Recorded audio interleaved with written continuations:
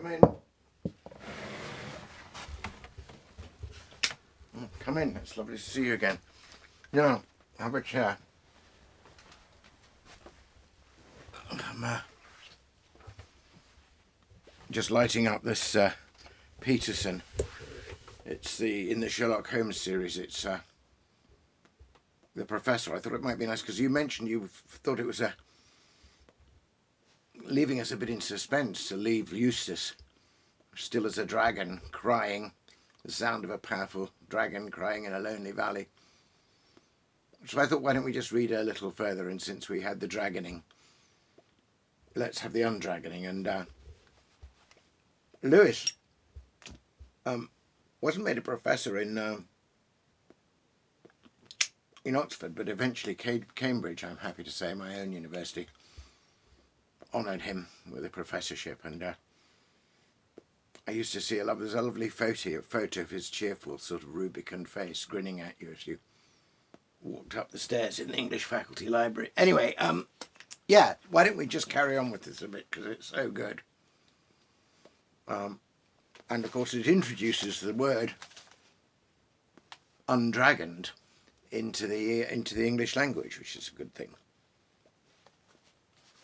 So you remember we ended with that wonderful Pauline Baines picture, and a powerful dragon crying its eyes out under the moon in a deserted valley is a sight and sound hardly to be imagined. Well, Eustace, of course, feels he's got to leave the valley. We had that wonderful insight. He realised he didn't want to hurt his friends. He wanted to be friends. He wanted to get back among humans and talk and laugh and share things. He realised he was a monster cut off, and he wanted to return. A wonderful moment of turning in his own inner mind. Change begins inside, but perhaps it reaches the outside eventually. So he suddenly realises, as he starts to try to climb out of the valley, that he can fly. And there's a lovely description of this. Then he turned to climb out of the valley. He began the climb with a jump, and as soon as he jumped, he found that he was flying. He had quite forgotten about his wings, and that was a great surprise to him. The first pleasant surprise he'd had for a long time. He rose high into the air and saw innumerable mountain tops spread out beneath him in the moonlight.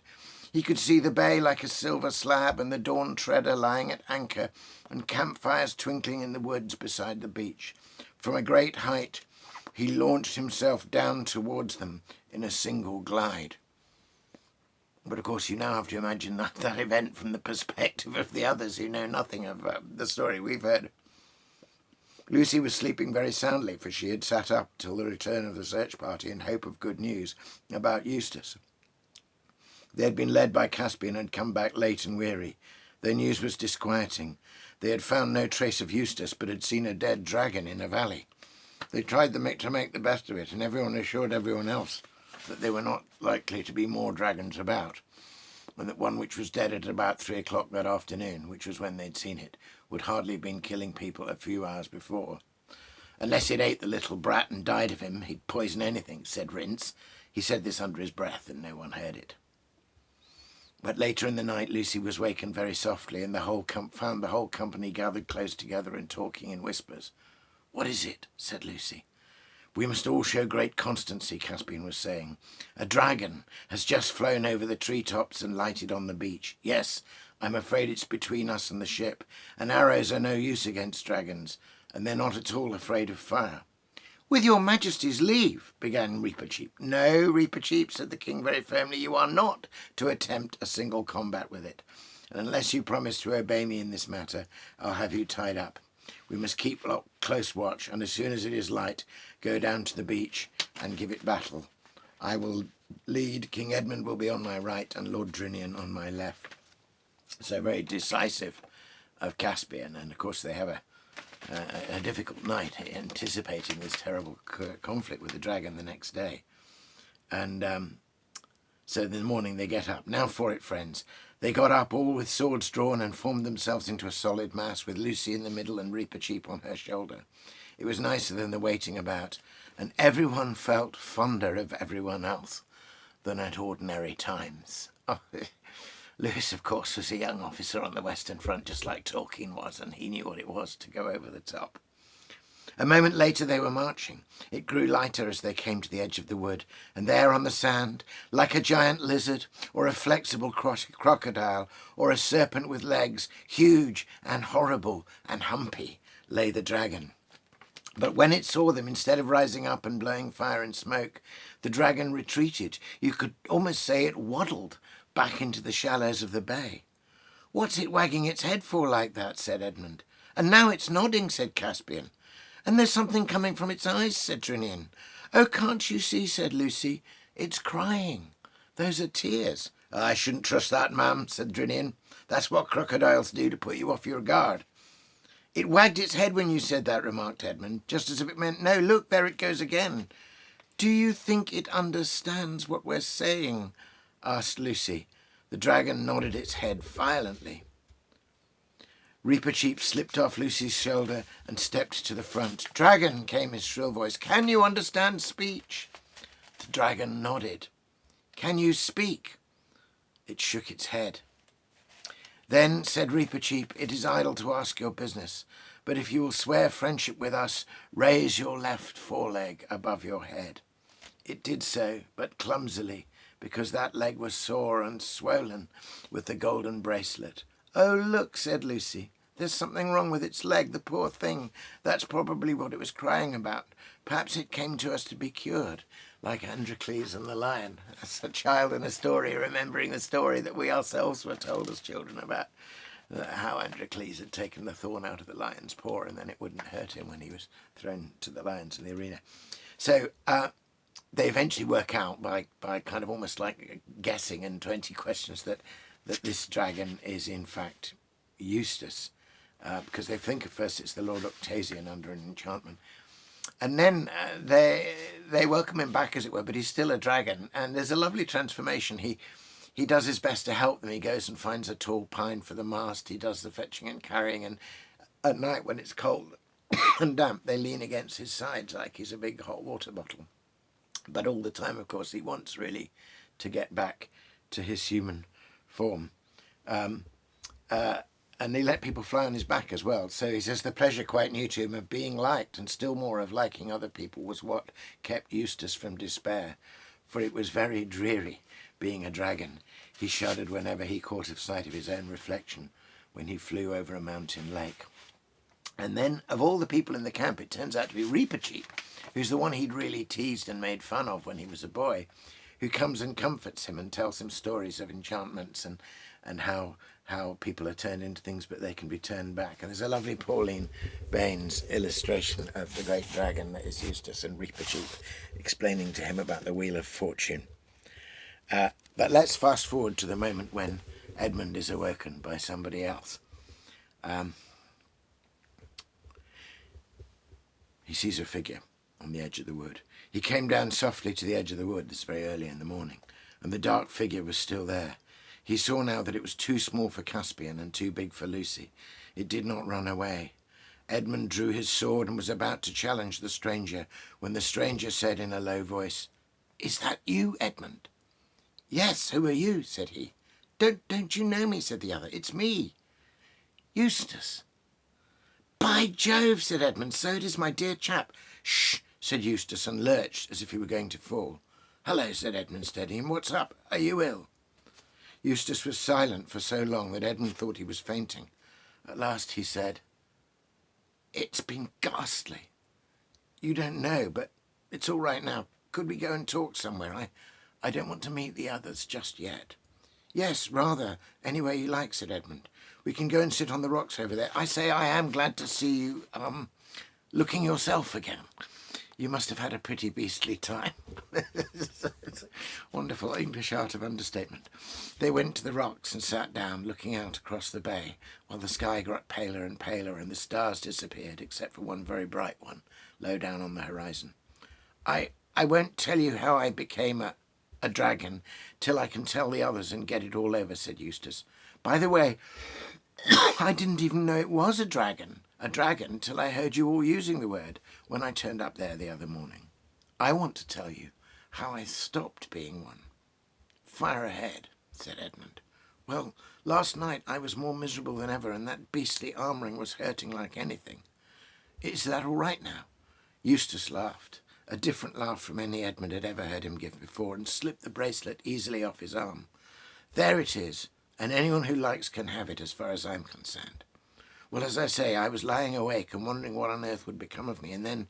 Oh, but mind you, it may have been all a dream, I don't know." "Go on," said Edmund with considerable patience. "Well, anyway, I looked up and saw the very last thing I expected. A huge lion coming slowly towards me. And one queer thing was that there was no moon last night, but there was moonlight where the lion was. So it came nearer and nearer. I was terribly afraid of it. You may think that being a dragon I could have knocked any lion out easily enough, but it wasn't that kind of fear. I wasn't afraid of it eating me. I was just afraid of it, if you can understand. Well, it came close up to me and looked straight into my eyes, and I shut my eyes tight, but that wasn't any good, because it told me to follow it." "You mean it spoke?" I don't know. Now that you mention it, I don't think it did, but it told me all the same. And I knew I'd have to do what it told me, so I got up and followed it. And it led me a long way into the mountains. And there was always this moonlight over and around the lion wherever we went. So at last we came to the top of a mountain I'd never seen before. And on the top of this mountain there was a garden, trees and fruit and everything. In the middle of it there was a well. I knew it was a well because you could see the water bubbling up from the bottom of it, but it was a lot bigger than most wells, like a very big round bath with marble steps going down into it. The water was as clear as anything, and I thought if I could get in there and bathe it, it would ease the pain in my leg. But the lion told me I must undress first. Mind you, I don't know if he said any words out loud or not. I was just going to say that I couldn't undress because I hadn't any clothes on, when I suddenly thought that dragons are snaky sorts of things, and snakes can cast their skins. Oh, of course, thought I, that's what the lion means. So I started scratching myself, and my scales began coming off all over the place. And then I scratched a little deeper, and instead of just scales coming off here and there, my whole skin started peeling off beautifully, like it does after an illness, or as if I was a banana. In a minute or two, I just stepped out of it. I could see it lying there beside me, looking rather nasty. It was a most lovely feeling, so I started to go down into the well for my bathe. But just as I was going to put my feet into the water, I looked down and saw that they were all hard and rough and wrinkly and scaly, just as they had been before. "Oh, that's all right," said I. "It only means I had another, smaller suit on underneath the first one, and I have to get out of it too." So I scratched and tore again, and this underskin peeled off beautifully, and out I stepped, and left it lying beside the other one, and went down to the well for my bathe.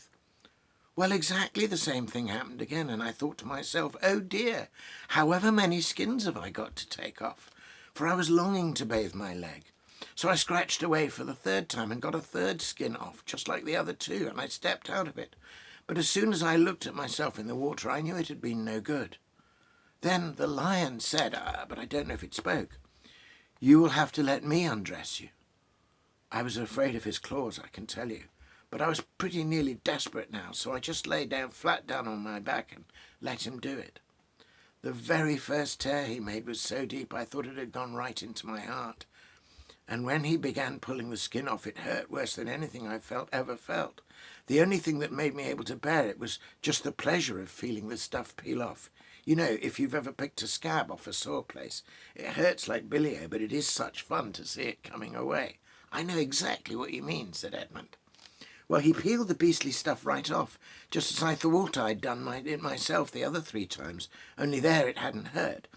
And there it was, lying on the grass, only ever so much thicker and darker and more knobbly looking than the others had been.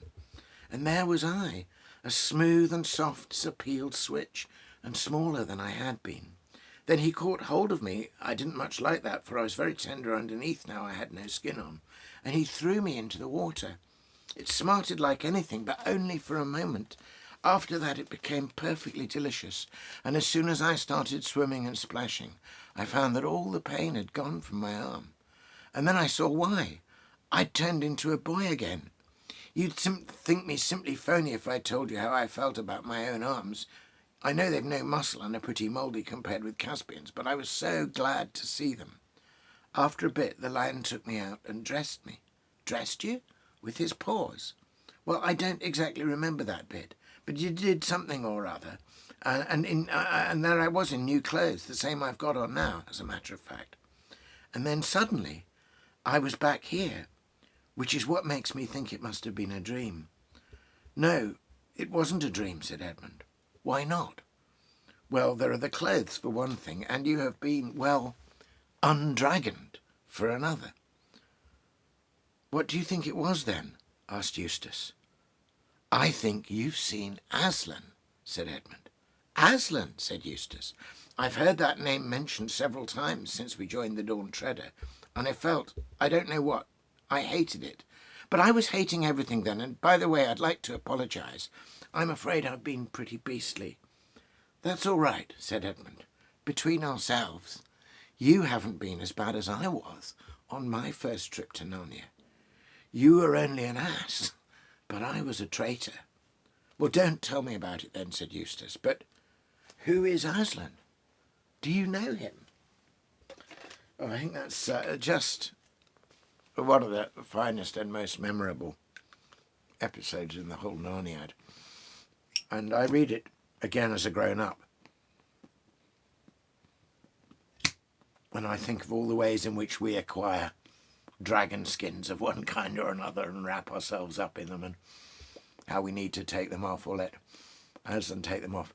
And in fact, it's quite nice to read that particular passage to you now, because of course this is Lent, and Lent is a kind of time for making yourself new again with God's help. So it's the season of undragoning, and we try to take off the kind of hard, knobbly carapace of all the bad habits we've fallen into one way or another, and start again.